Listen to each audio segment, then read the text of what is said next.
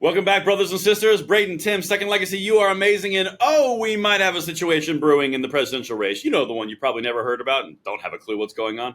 Yeah, not that you're tired of all the commercials and all the conversation already. You remember that one guy, Tim, RFK Jr.? Yeah, he's making some waves. He might do a thing. And the Democrats, I don't think they're very happy about it. But we're going to walk you through the entire thing. Make sure you hit that like button, subscribe to the channel, turn the notification bell on, and let's get this sarcasm deployed, Tim. How amazing would it be if we watched Kennedy drop out and join forces with Trump just to piss off Democrats? Yeah, and it would. Because keep in mind, the people voting for RFK are people that I would say are right of center.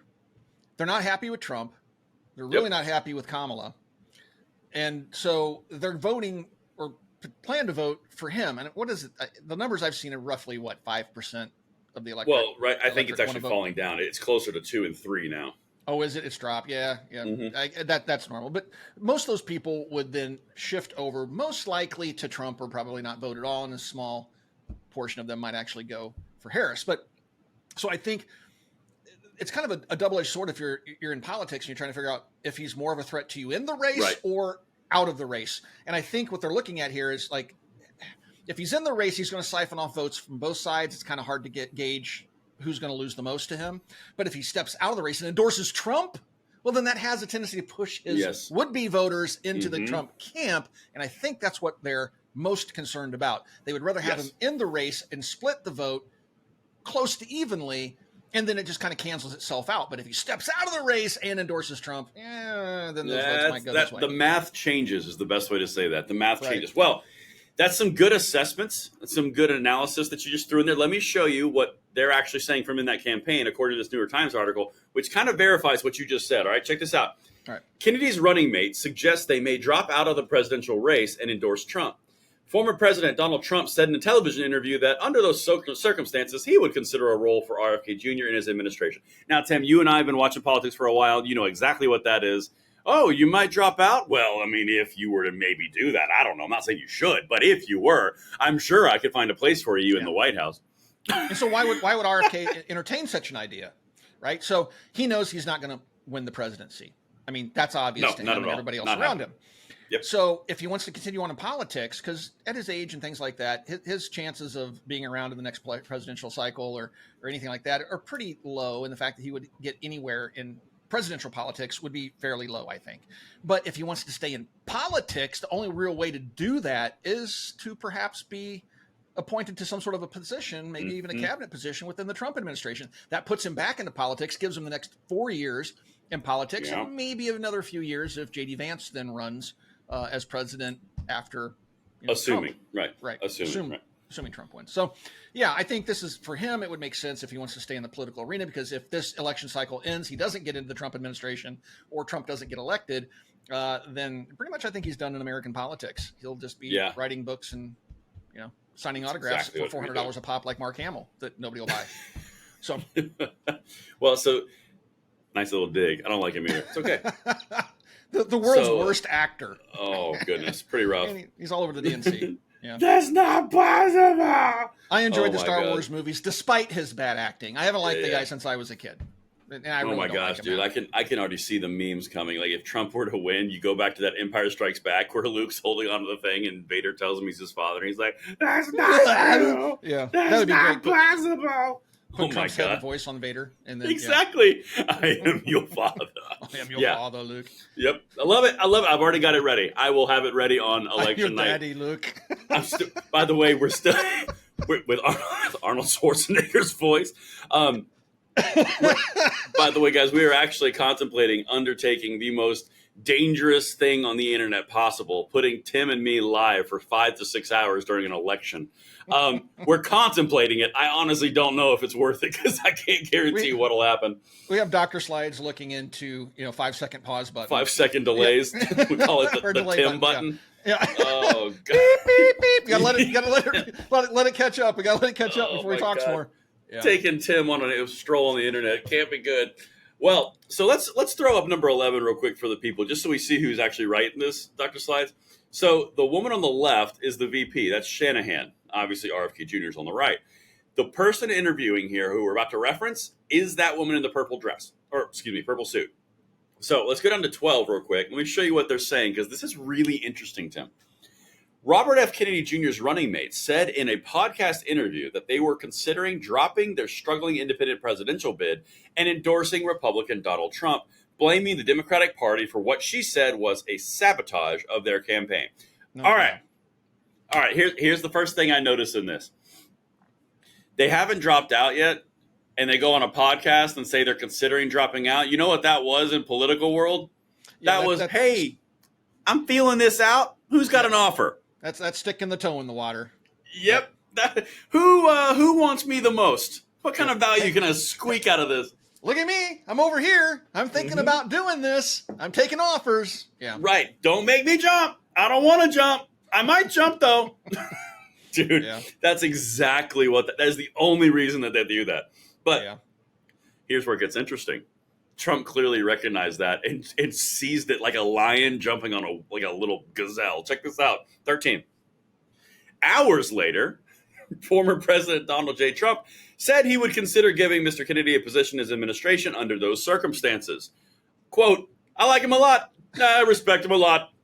Mr. Trump said in an interview, I probably would if something like that would happen. Dude, this is the most thinly veiled open horse trading. Oh my God.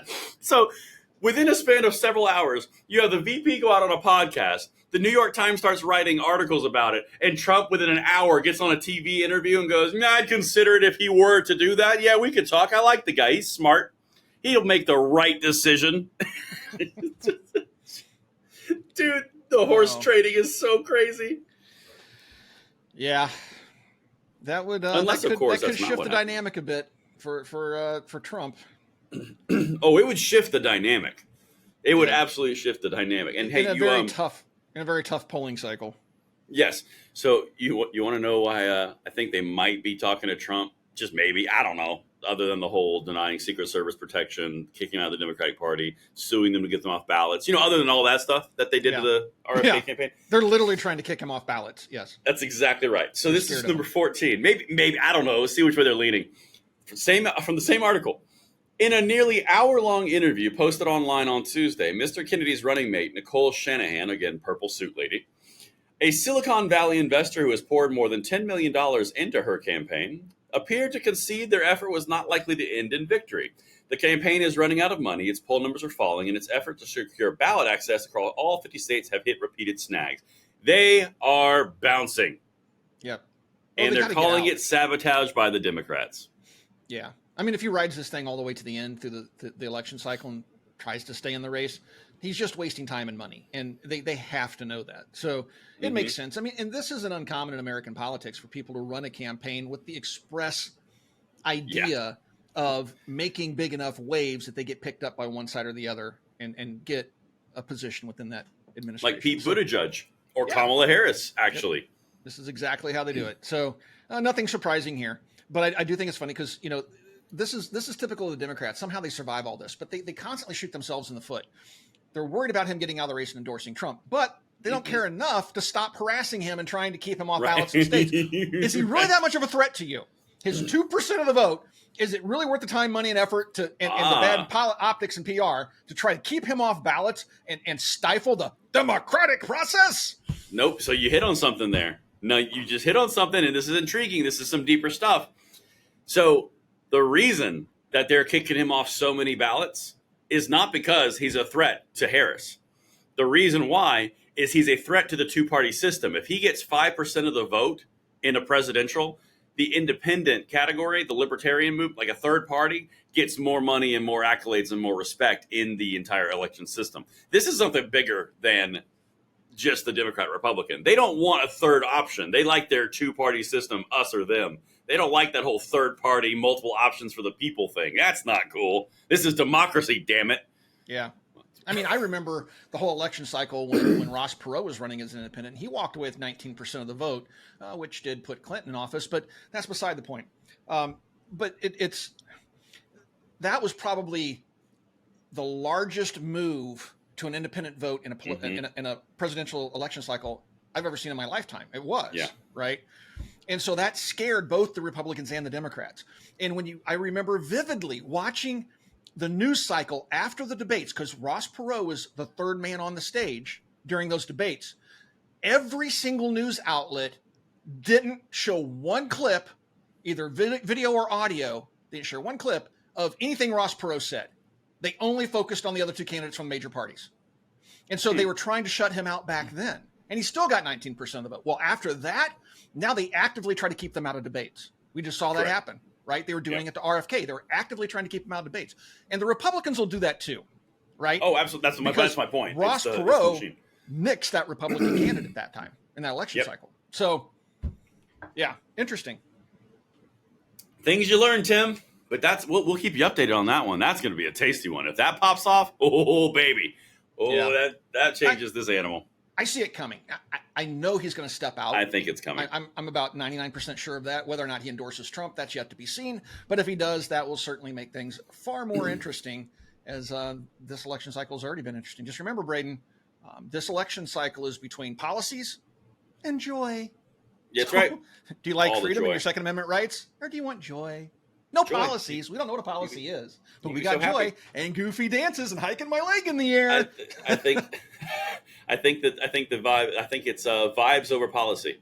Heavy on vibes, light on policy. Yeah, we're vibing brats over here, folks. It's where do you stand on immigration?